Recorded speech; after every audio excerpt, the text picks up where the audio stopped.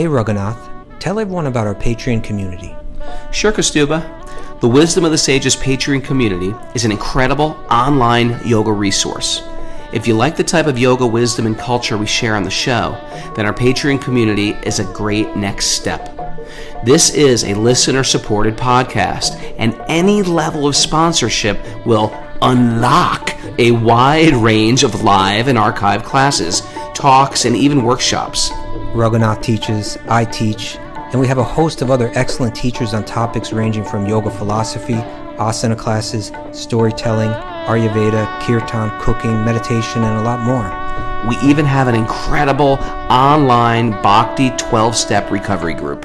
So if you want to check it out, go to patreon.com/wisdom of the sages. All right, let's get it on. Om Namo Bhagavate Vasudevaya. Om Namo Bhagavate Vasudevaya. Om Namo Bhagavate Vasudevaya.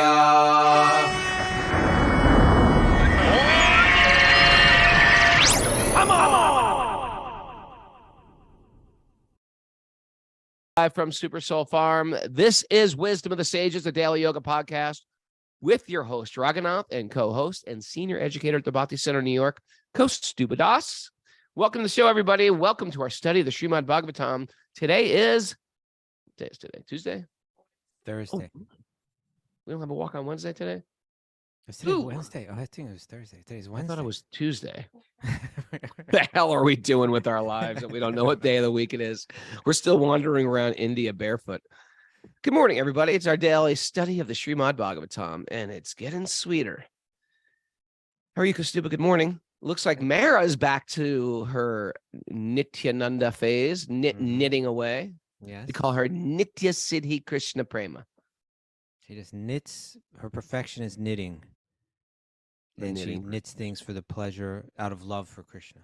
Nitya Siddha Krishna Prema. What dead air? What's going on in your life? Well, I do this podcast every morning. I'm just trying to make pleasant gab. All right. What's going on with you? Are you good? Are you feeling good? Come on. Everything's good. No complaints over here right now. No complaints. Okay. Everything's good. I'm going to a doctor today. They're going to check out my tummy for my hernia.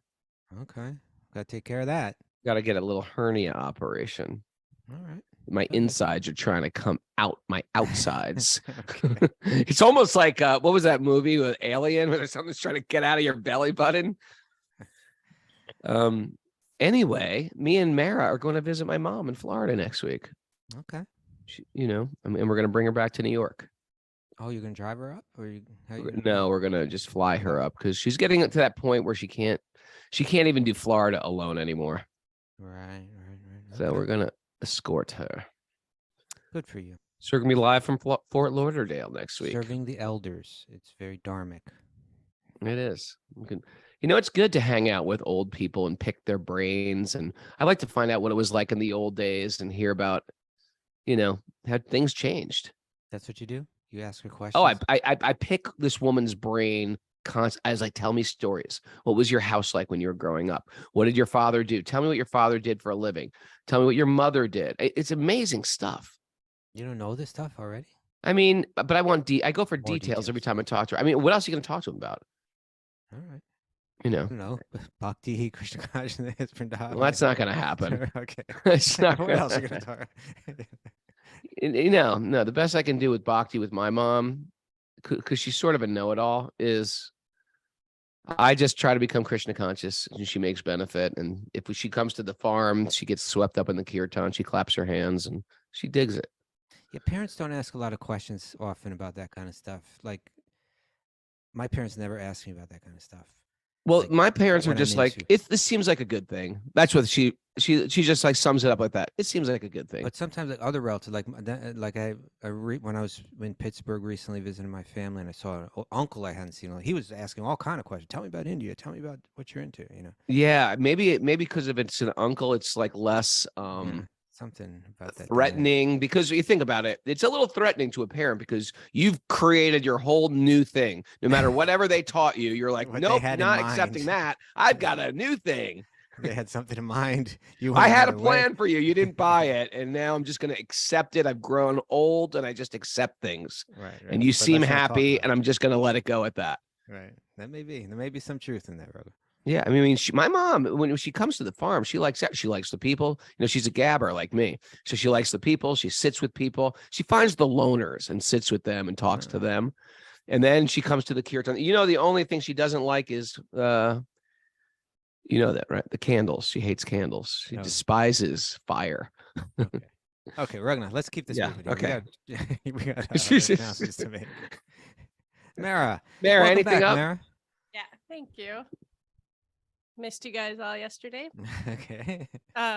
We have a Bhakti recovery group meetings at 1 and 9:30 p.m. today, and asana with Michelle Berger for our Patreon members at 3:30 this afternoon. No fire in the house. You'll burn this whole place down. No candles. Whose candle is that? Is that your candle? Did you bring that? No, I didn't bring it in the house. Someone brought it. It was a gift. I never light it. It's just a decoration. I like the scent. It smells good, so I keep it. I'll never light that candle. God forbid you have a candle hanging around your house, Kostuba, and you invite my mom. What to speak of an artik where you're like offering a candle? It was Damodar Astakam. We were all offering candles. Oh, man. My mom almost pulled her hair out of her head. Oh, Krishna. Ragnar. Speaking of nuggets, what's today's nugget? Oh, today's nugget is very, very good. I think you're going to like it. Okay. Who's it from? It is from... It's from Ralph. Which Ralph Mouth? Ralph Mouth from Happy Days. No, it's Ralph Waldo Emerson. Okay. Check this out. What's What lies behind us and what lies ahead of us are tiny matters to what lies within us. Okay. Within us. When I hear that, I think of it like, and this is really true. It's true with me. This is part of my disease is I'm living in the future and I'm living in the past, you know, and it's hard to even make appropriate choices moving forward when you've got like one part of your mind anchored in your past. And that past can be how things went wrong. It could be a story I created about myself, about who I am, or about if people like me, or if my relationship with success and failure. And I let that pass sometimes affect my choices of the future. Like it's trying to drive forward. I call it driving forward while looking in the rearview mirror. Problematic. Then or getting lost in this nostalgia of the past. This is a big thing too. Like just going through photos, thousands of photos, or remember the good old days, or, you know, you see this on Facebook a lot with people who like, they're almost like living in high school. I mean, when I got out of high school, I was out of high school, and there's people who are in their high school still. You know what I'm talking about? Yeah. High school friend. They're still in high school. They're relishing high school. So anyway, it's a living in the past, living in the future, and cheating ourselves out of the very present. And I find if I really get a good sadhana down, my spiritual sadhana, which is our regular spiritual practice, as well as sort of like diet, relationships, day-to-day living, if I really make that my focus, life becomes very sweet. That's how I'm taking away that Ralph Mouth I appreciate quote that today. Yeah, no, I think that's all real important. And, you know, of course, sadhana, you know, like our spiritual practice really demands that we let go of the past and let go of the future, at least for the time being, right? For the next half an hour, I'm going to read these texts and reflect on them. For the next half an hour, I'm going to sit and chant this mantra, bring my mind to it entirely. How do we do that? We let go of for this time. I'm not going to think about the past.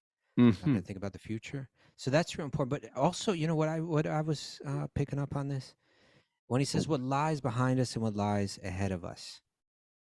These are tiny matters. In other words, destiny will bring us. You know, it has kind of like carved out our past and is sitting in front of us, and we know that we're going to go through certain experiences in life. You know, some of them we will have an influence over, and some of them we won't, right? Like winter's comes, and then we know spring is going to come, and then summer is going to come, and then fall is going to come, and then we're going to do it all over again. I can't do anything about that. That lies ahead, but in one sense, it's a tiny matter, or like, Right. what about this? I'm going to grow old.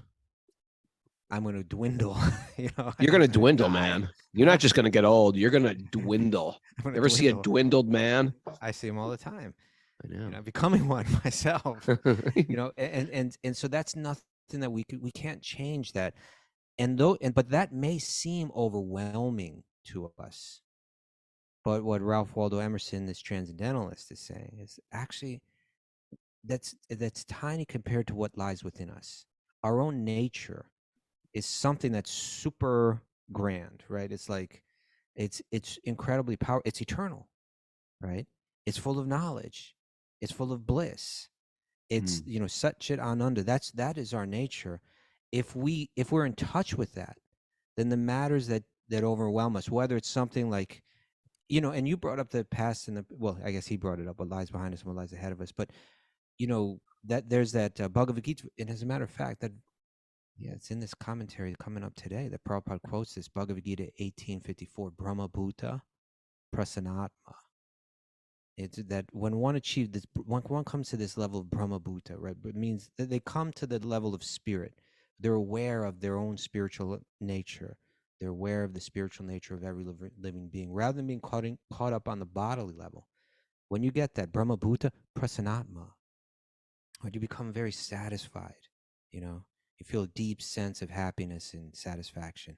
And then the next line, na sochati, na kankshati.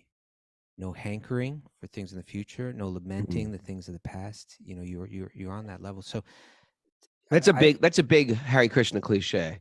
Hankering. I first heard that in the Hare Krishna temple. Jai Dwaita Swami was giving a class.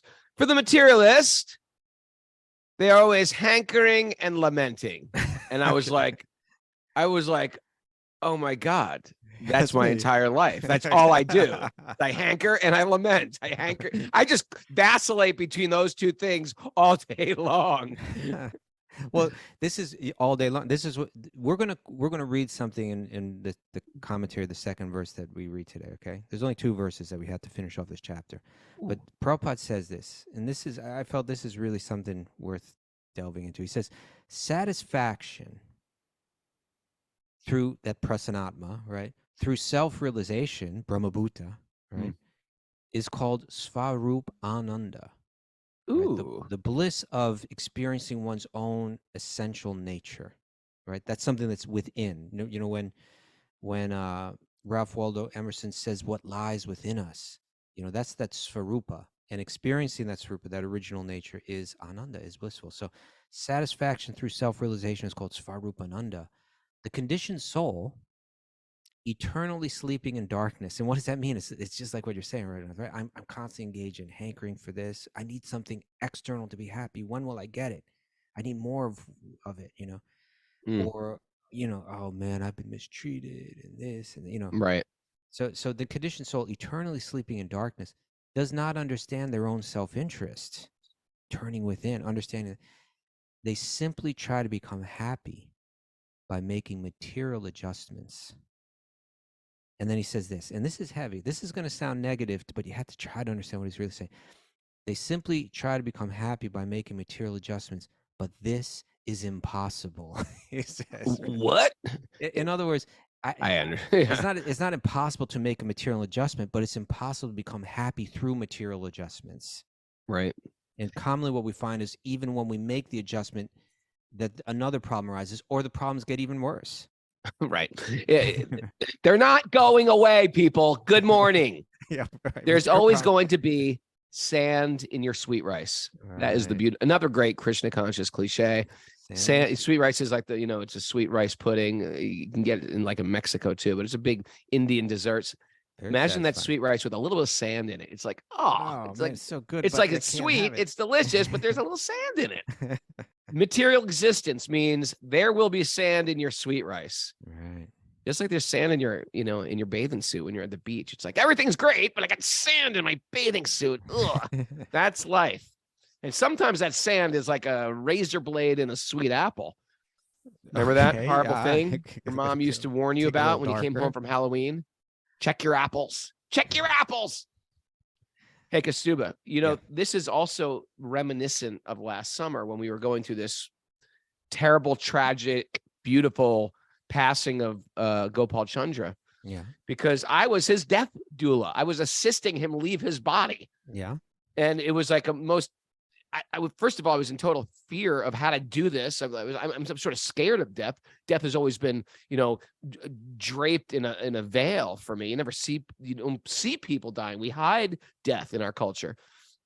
And here is a friend of mine, and I'm watching his body disintegrate and his consciousness, and he lives near me. And I got this duty to be with him on a regular basis. And the devotees would come and we'd sing to him. And so I didn't know how do I react to this? How am I supposed to react? So I called our good friend Ganesham, who's a pastor and he's a chaplain. Gave you some good advice. Yeah. Well, he said, listen, you got to keep them out of the future and the past. Okay. He brought you right here. And I was like, okay. And I've started hearing this, and I started because at that time when your body is disintegrating like that, it's like everything, the volume is just turned up. And he's just going to the future, like what's going to happen with my kids? What's going to happen with my family? What's going to happen with my home? What's going to happen? It's all these worries. And then the past, and like everything living in the past. And what about this? I never got to say goodbye to this person. And I remember my job is to keep him in the center, keep him right here, right now with Krishna. And I was like, oh, I get it. This isn't him. This is me. I'm talking to myself. It's a mirror. Death, Right. Death holds a mirror before you in a powerful way. We talked about that last week, I think, right? Yeah. And by thinking about death can clarify your life. Right. And this is our sadhana. This is our practice. This is what we're doing today. And we're practicing for those extreme times where it's like it's out of control. Can I pull it right back here and be with Krishna now? Be here now with Krishna. That's going to be my book. Be here now with Krishna. Okay. Don't just be here now. That's boring. With Krishna now. Be here now with Krishna. He's cute. Sit here with myself. All right. Mm. All right. Let's keep this moving, Raghunath. I thought we were moving. No, but I'm saying now, I was really right, moving today. We're moving great, and before we lose, you know, the traction that we got, then you move into the next stage. You see, that's big wheels keep on rolling, proud Mary keep on rolling. I've got too many songs in my head from the past. Yeah, I need songs of now. Narayanam namaskritya naram chaiva narotamam devim saraswatim vyasam dato jayam madhirayat. Before reciting the Srimad-Bhagavatam, which is our very means of conquest, one should offer respectful obeisances to the Supreme Lord Narayan, unto Narayan Rishi, the supermost human being, unto Mother Saraswati, the goddess of learning, and to Srila Vyasadeva, the author. Nasta prayeshva badreshu nityam bhagavat sevaya bhagavati uttama shloke bhaktir bhavati naishtaki. By regular attendance in classes in the Bhagavatam and by rendering service to the pure devotees, all that is troublesome to the heart will become eradicated. And loving service to the Supreme Lord, who is praised with transcendental songs, will be established as an irrevocable fact. Om Jnana Timarandasya Jnananjana Salakaya Chaksurunmidatam Yena Tasmai Sri Gurave Namaha. I was born in the darkness of ignorance, and my teachers are opening my eyes with the torchlight of knowledge. I offer my obeisances at their lotus feet. I got a squirrel for you. I had a good squirrel for you. I know. That's your why squirrel. I preempted your squirrel. I'll show you my squirrel if you show me your squirrel. Preempted. I figured the only way to preempt your squirrels is to bring out a squirrel of my own. Okay. Let's see. You do your, all right, everybody. Your most creative thinking while you're chanting those mantras every day. You know, what's like that? You do your most creative thinking during those 3 mantras every day. I do. Matter of fact, the mantra brought me to a squirrel, and I was holding that squirrel by the tail. I was like, when this is over, I'm going to tell him a squirrel. Okay, you ready? See if it's the same one. If it's the same one, it's a Krishna miracle. I should have you write down. It's not going to be. You're never going to guess my squirrel. I never know. I'm not trying to guess your squirrel. All right, I'm just saying my squirrel. My squirrel was like Saraswati, the goddess of learning. Mm-hmm. Do you feel a real any connection to Saraswati in your life, Raghunath? Completely. Really? Okay, I was going to say I don't at all, but let me hear her. Well, she's a Completely. facet. She's a facet of the Lord.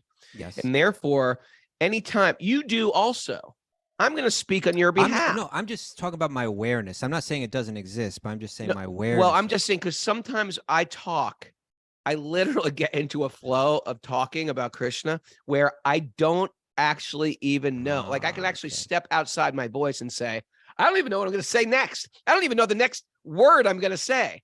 And I realize Thank you, that's because, Thank you, Saraswati. Thank you, Saraswati. Because it's like Mother Saraswati is she's allowing the flow to go right through your body. And that's what we want to get. That's the flow of life when we're not even doing it anymore. We're just letting Krishna go through our body. And it's not because we're like liberated souls or something like that. Is we're trying to absorb our consciousness in Krishna's teachings. Yeah. And therefore, when we open our mouth, it starts flowing out of our mouth. It's not memory. It's not memory. It's like Krishna using the body and the words and the thoughts and your skills. And Mara's a famous baker in these parts. People respect her for her baking abilities. She's through her skills. It's like Saraswati is using her arts through Mara's chopping, cutting, simmering things. Well, we chant that prayer first thing, right? Before we do Bhagavatam every day. We say, before we read this Bhagavatam, we have to very consciously bring our awareness and our gratitude towards certain figures, right? One is Vyasadeva, who's the author. That Nara and Narayana Rishi, another subject, right? Another subject of but discussion. Unto the goddess Saraswati, right? The god, the goddess of learning. And our understanding is that, Krishna, he expands his energy, becomes Radha, right? Like the female feature of God, and obviously so much can be said about Radha. She's the Ladini Shakti, the pleasure-giving potency, and really, we can in a simple way we can think she is the vessel, the holder of devotion, of devotional love. And then she expands into the various goddesses, including Saraswati, who is like a branch of this goddess power, of this Shakti, right? That is particularly concerned with and involved with learning, right? And so whatever learning that anybody's doing, somehow we see it as connected to her. She's facilitating that. But we also understand, right? She's coming in the line of Radha. She is a devotee of Krishna. And so when we say, I want to learn about Krishna, I want to learn about bhakti, the practice of satisfying Krishna or reconnecting with Krishna, that she must be especially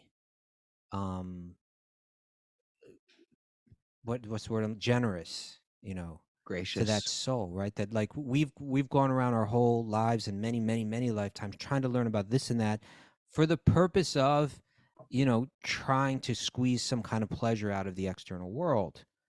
But when an individual soul says, I want to learn for the purpose of reconnecting to my divine source, I want to learn to reconnect with Krishna, I want to learn how to practice bhakti.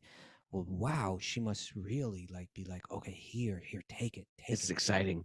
It's very exciting, yeah. I mean, I think she's the goddess of learning of all, even mundane things. Yes. But but like every book represents Saraswati. That's why you don't keep books on the floor, also, because they're extensions of Saraswati.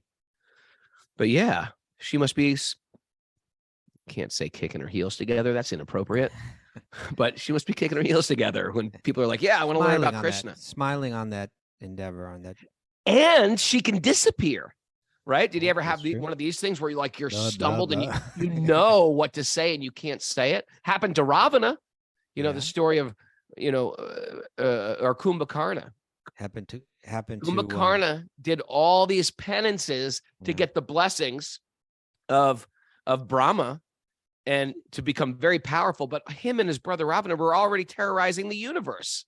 And so they were the great demigods went to Brahma. Look, you can't give this guy any more power. He's got too much power. Now he's done all this tapas. He's going to get so much power. He's going to kill us all. And so Brahma summoned Saraswati. And when he said, okay, I'll give you a benediction. What benediction would you like? Saraswati took away his intelligence. And he did not know what to say. Oh.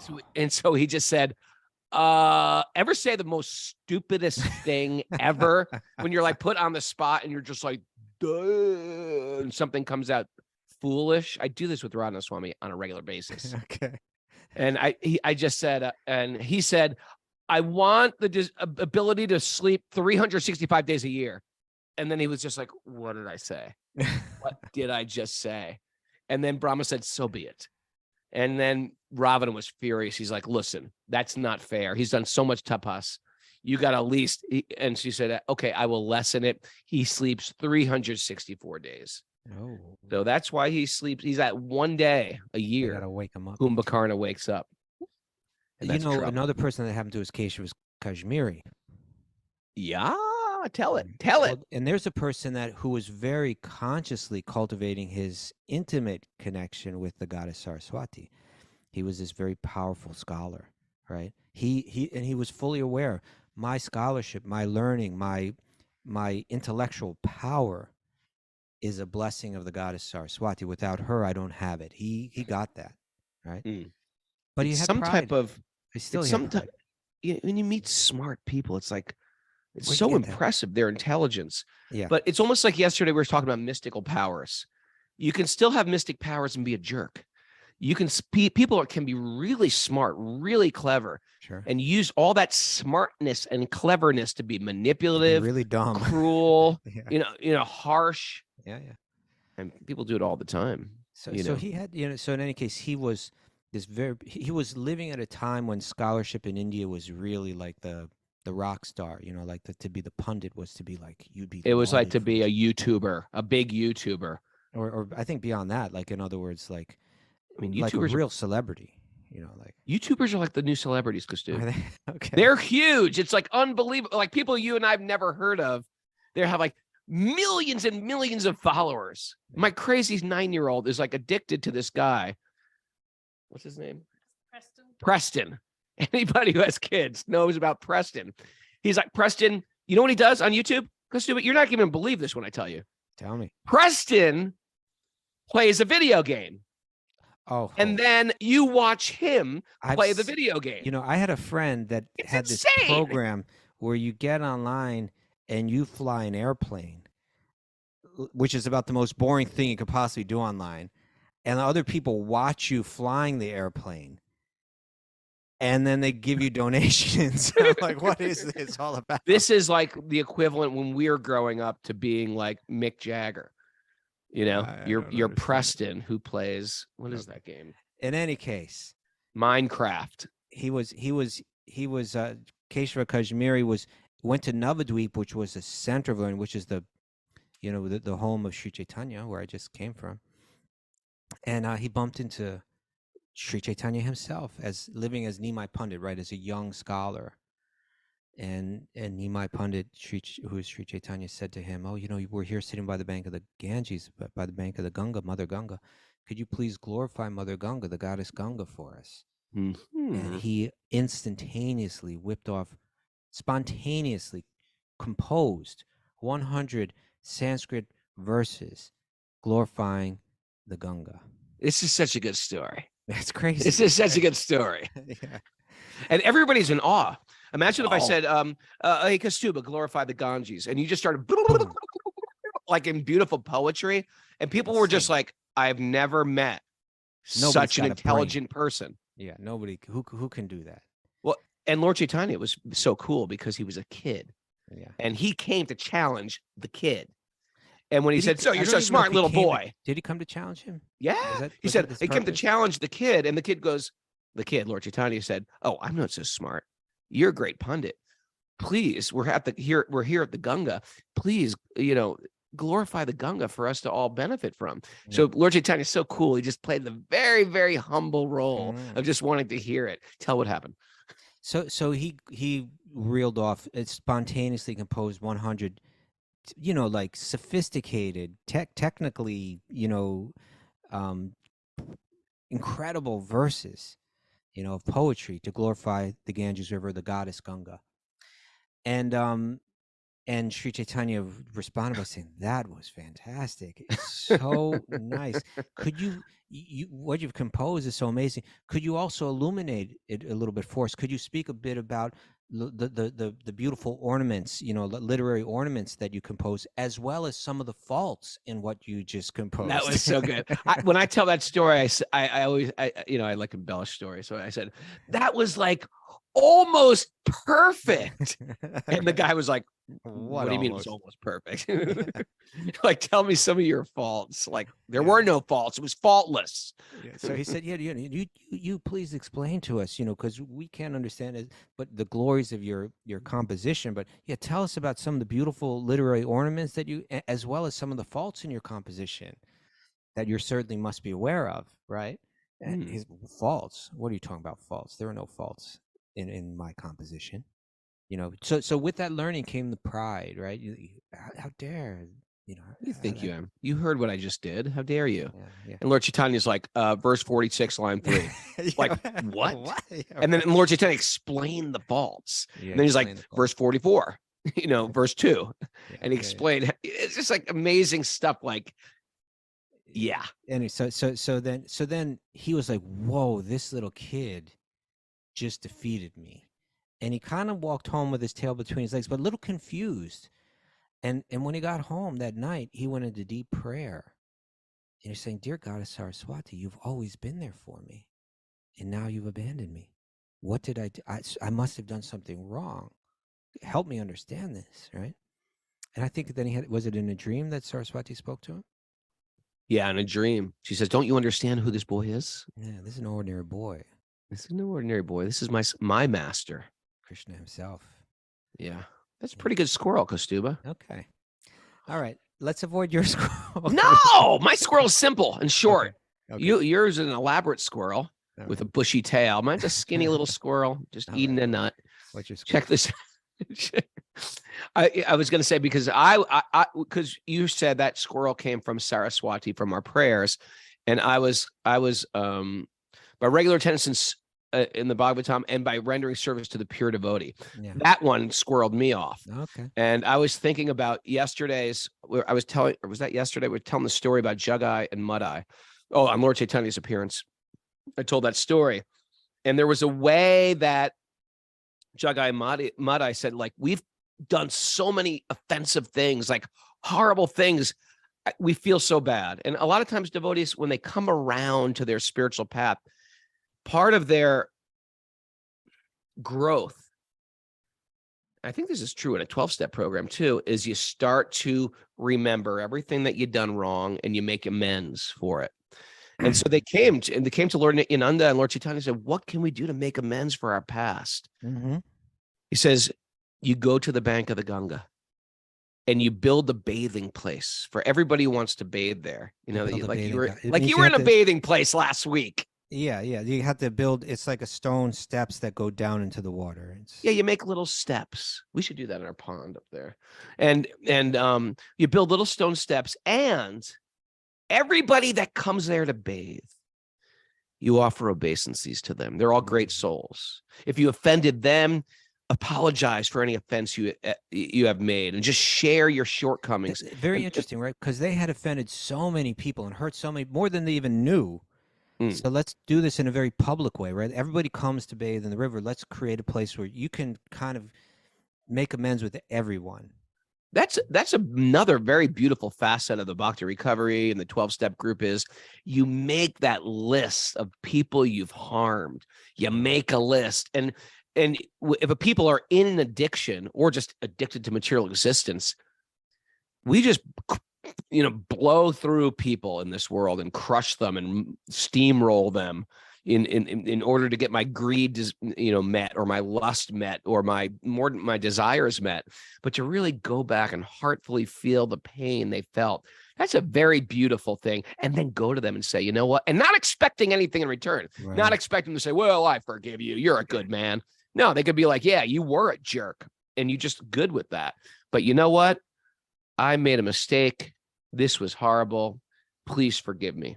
And just to make that apology That's a huge thing. Even if it's not accepted, you've relieved yourself in some way by recognizing what you've done, because previously we've been oblivious to it. So I was thinking, yeah, what a powerful, powerful process. This Serving the great soul. apologizing and righting your wrongs, or at least going through a list of this, moral inventory, they call it, of within that is a beautiful example of the nature of the guru-disciple relationship, right? In other words, like, how do I, you had these Jaga and Madhya who were not only not bhakti yogis, they were the antithesis of it. They were the most externally conscious, the most crude, the most callous to other living beings. The bhakti yogi is very sensitive to the heart of every living being. These men were just, the worst, worst offenders, worst abusers. And so when Sri Chaitanya said, how will they practice? They came, we with complete humility, not trying to pose as anything. They just said, we're just the worst, but is there any way that we can be accepted? We want to be part of this. We want to practice bhakti yoga. So he gave them, okay, yeah, you've offended so many people. Here's a way you can serve people. And through that service, you'll touch their hearts. When they'll see that you've really changed, and they'll bless you. They'll see when you're down there, you've built that bathing ghat for them, and then you're there taking care of them there, offering obeisances to them, speaking sweet words to them. Hey, what can I do for you? Like, it's a way that you can really through you as we were speaking, I think a couple weeks ago, so lose yourself in service, refine yourself by losing yourself in service to others. That's a good one. Good squirrels. Good squirrels. Okay, good squirrel. Okay. Then we got 14 minutes left. Got 14 minutes. But you know what? Those are real squirrels. Those are real Bhagavatam squirrels that have something very important to do with our spiritual practice. So I'm not beating myself up about those squirrels. I'm not either. You don't hear me complaining. You don't hear me complaining. I'm stroking those squirrels. Okay. All right. What was that song? Stroke me, struck me. You see, now what was that about? You see, that has what was that about? Let's not talk about what that's about. Okay. It's a number 10. Who's that? Billy Squire. I hated that.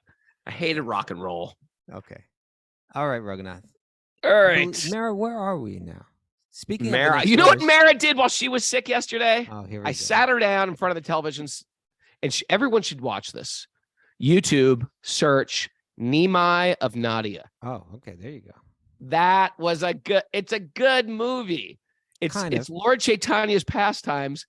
Like, it looks like it's from like the 1920s, like the Little Rascals. Or I think it's might even be from the 70s, 30s. But it looks like it's from the 40s. It's old. It's old, I think.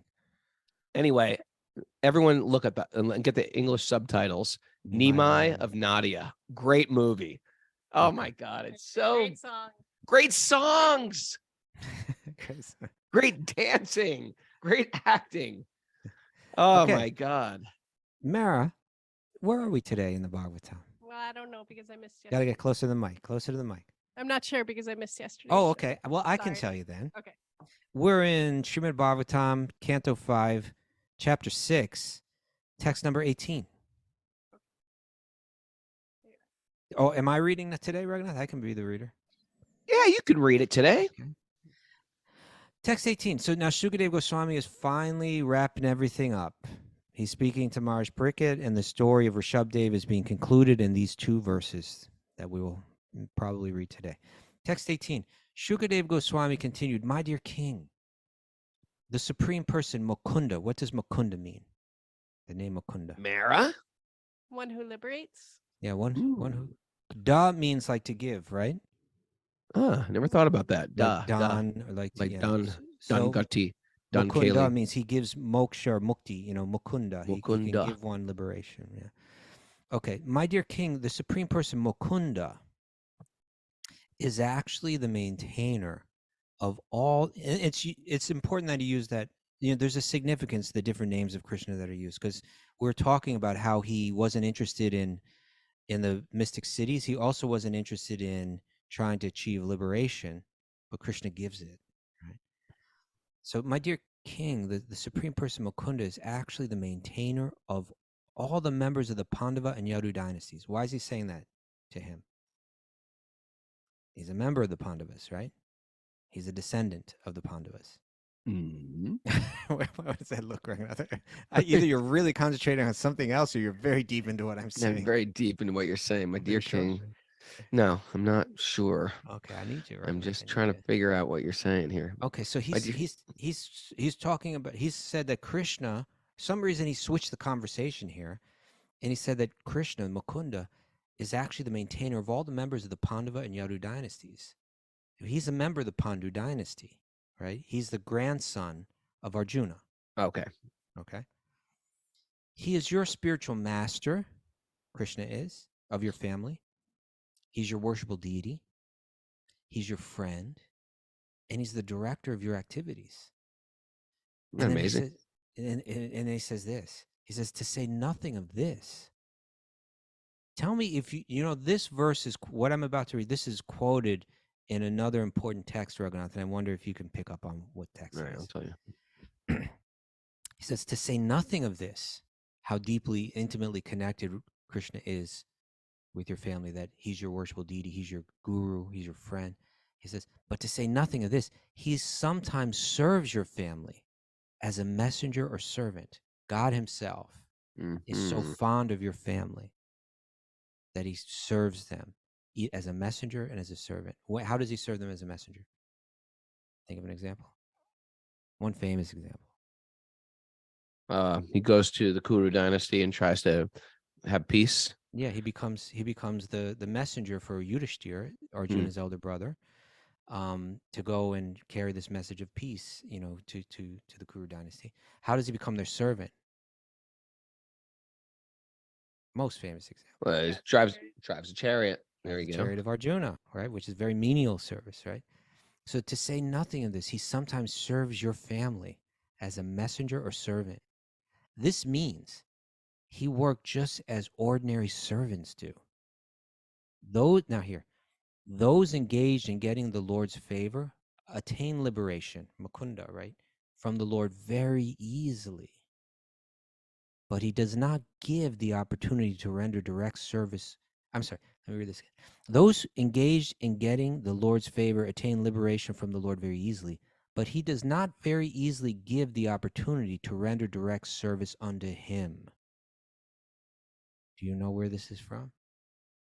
Those engaged in getting the Lord's favor attain liberation from the Lord very easily, but does not very easily give the opportunity to.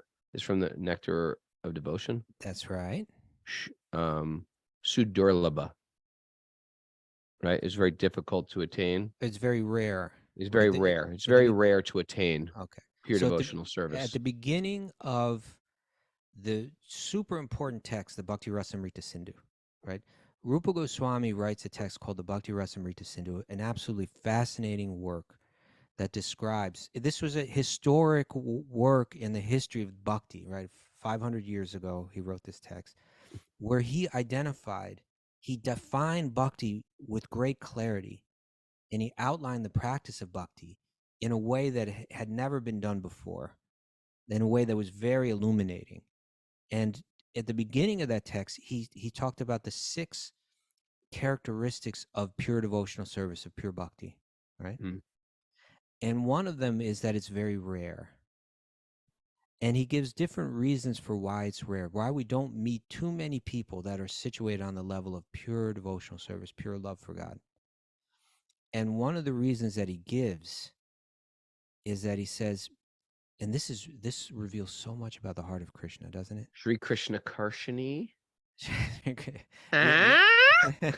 he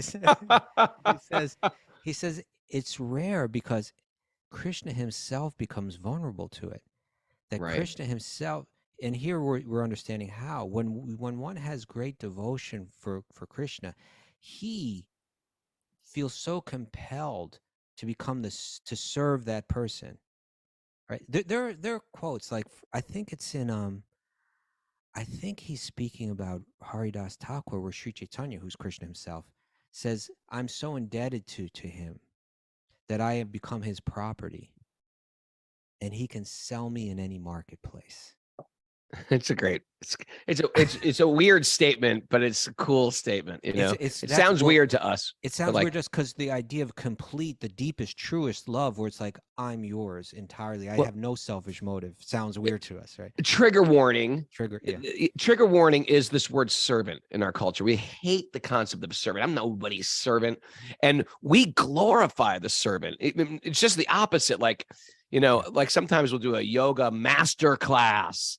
And if I teach a master class, the theme of the class generally is the best masters are the best servants. That's our concept of the highest is the one who's the best servant. And in the bhakti realm, the gurus are all want to serve. The idea of being the teacher and the leader, you're leading by example. And it's like this menial service that you take on.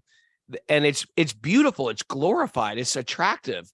When you see, go to some ashram and you see some old man serving out the lunch, it's like, look at this guy. Look at this barely guy. stand up He's tall. understood it. Right? He gets it. He gets it. That's the highest thing. Yeah. When we hear the idea of service, we recoil. And it's just the opposite. Right.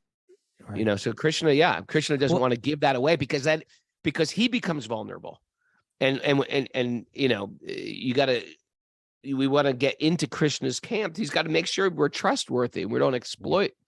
Not everyone get, Mukunda, he'll give liberation easily, but bhakti, pure devotional service. Yeah. And I like the way that you phrase it, that the best master is the best servant. Well, why is that? Because they understand love more deeply, right? Love is expressed through service. And so even those, like you said, that statement, like it definitely, like it rings in our ears. It sounds a little weird until you really begin to understand what bhakti is. But like to say that I am that person's property, they can sell me in any marketplace. Or you take like Sri Chaitanya. Now, Sri Chaitanya, and we spoke about this a couple of days ago, right? On his appearance day. His inner purpose for manifesting, Krishna manifested Sri Chaitanya, is to understand and experience the mood of love that's experienced by Radha, right? This complete pure love, this love that has absolutely zero personal motive in it. It's 100, we understand love is impure when two people are getting together in the name of quote unquote love, but really they're both just trying to serve each other, their own senses through this relationship, right? Yeah. There's no purity to that so-called love. But it becomes more and more love when it's like, I love you so much, I'm willing to sacrifice for your well-being and your pleasure. So like when parents speak about their kids, I would do anything for my kid. Right. Or I'll knit for you. I will knit for you. And I won't stop no matter what. I won't stop. I won't even look at you. But think about it. This is important. When a parent says for a child, commonly we'll hear this, right? I'll do anything for them, right? I'll, if my child is sick and we need to find a cure, I'll do anything to raise the money I'll sacrifice anything because of love. When Sri Chaitanya says, in the Shikshastakam prayers, the last prayers, like building up to the most esoteric, meaning of bhakti, where he says Krishna can, he can warmly embrace me, he can crush me, all I know is that I'm his servant, unalloyed, without any personal motive. That's actually, it rings. I just got to share with you. Go ahead. Finish your statement. Yeah, finish your statement. And then I will go ahead. Give my realizations. Well, my realization was I'd do anything. I'd do anything for you, dear. Anything for you. Thank you. Would you play a game? Anything. Would you offer a flame? Anything. Anything for you. That's all. Okay, thank you, Ragnar. Appreciate that. And I thought one last thing we could mention here. We never got to the last verse, which we'll get to tomorrow. But it's interesting that Maharaj Parikshit is about to die. He's got like 4 days left now, or 4.5 days, something like that, right?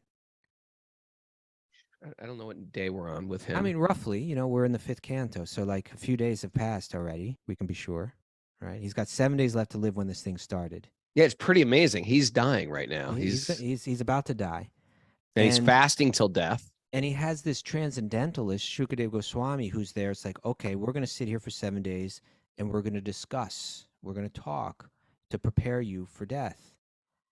And you would, from a Jnanic standpoint, you would think that he would want to bring him into the present moment, remove him from any bodily or family identification, right? You're not a Pandava. You're not, you are a hum brahmasmi, you're a spirit soul, right? But somehow Sukadeva Goswami, who's like the most otherworldly transcendentalist, is sensitive to Parikshit's, to his identity as a member of Pandu's dynasty. And he says, hey, I want you to understand that Krishna loves your family, right? That Krishna loves your family so much he even becomes a servant. So, indicating that when it comes to bhakti, a lot of the Jnanic principles are manifest in a different way. In other words, detachment is important, but his detachment from the things of this world is reinforced by his attachment to his own family. Why? Because his own family is so intimately connected with Krishna, and that's the ultimate goal, right? So by glorifying his family and reinforcing his identification with his own family, he's reinforcing his identification with Krishna, and therefore it's perfect. He doesn't have to cut family ties as long as family is dovetailed with Krishna. It was a good show. And it's 7 o'clock. That went quick. Takeaways? Yeah, takeaways, please. I'd do anything for you, do anything.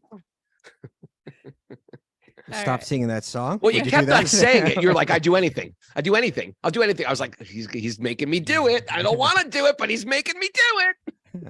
You kept on saying it. He wasn't making you do it. Yeah, thank you, Mara. The materialist is always hankering or lamenting. The materialist is Yep. always something, or lamenting. There's always going to be some sand in the sweet rice. Anything. Death holds a mirror before us. You know what they said? You know what they said? John Godin, who's the not John Gotti? Who's the relationship guy? Oh, John Gottman. Gottman. He said contempt is a killer of relationships. When you roll your eyes at me, that's contempt. I know, it's tough. I saw that, John Gottman. Killing the relationship. Mara. Killer. Please forgive me, Prabhu. Death holds a mirror before Saraswati can revoke our intelligence at any time. Ooh. Revoke. Offer heartfelt apologies to those you've harmed. Yeah. Yes, you should. Sorry. You two are looking at each other like, do it. Now.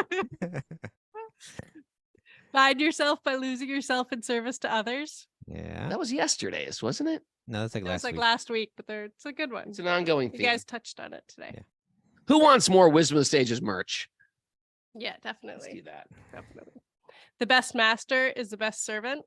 Mhm. Mm. And oh no, I lost. Don't keep Look your at her books queuing on it the up. floor. Look at her queuing it up. No, That was a good one. that was a good one. Can you find the What? The message board? the Chrome screen that we were on? The Chrome screen. The one that had database. There it is. God. This one. Okay, got it. And And be here now with Krishna. Krishna. Okay.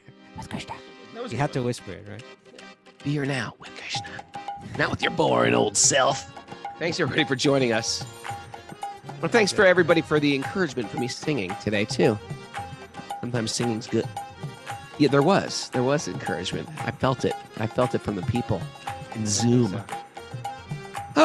And thanks everybody from Zoom, zooming on in with us this morning. It's fun to see people's faces on Zoom, doing their thing, smiling, studying, riding a fixed position bicycle, whatever they're doing, cleaning the kitchen, listening with headphones, driving vehicles, shopping at Costco. Thanks for joining us here on Zoom.